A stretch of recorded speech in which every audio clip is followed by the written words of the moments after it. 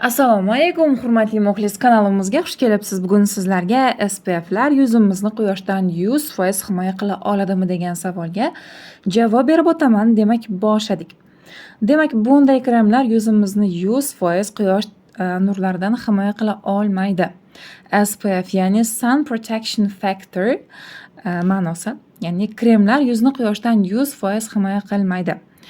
Quyida demak ushbu ma'lumotlarni asoslar bilan keltirib o'taman.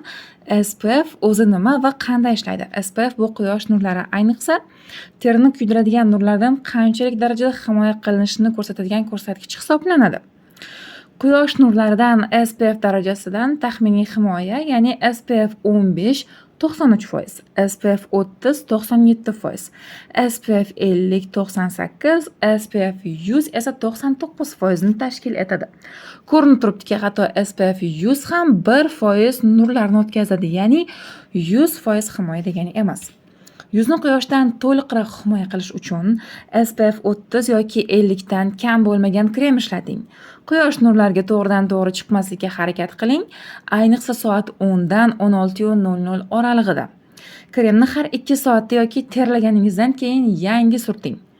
Shlyapa, ko'zoynak, soyabon kabi fizik himoya vositalaridan foydalaning. Quyosh nurlariga qarshi sirtqi kiyimlar ham yordam beradi. O'ylaymanki, shu ma'lumotlarim sizlarga manzur bo'ldi. Agar videomiz yoqqan bo'lsa, kanalimizga obuna bo'lishni hamda like bosishni unutmang. E'tiboringiz uchun rahmat.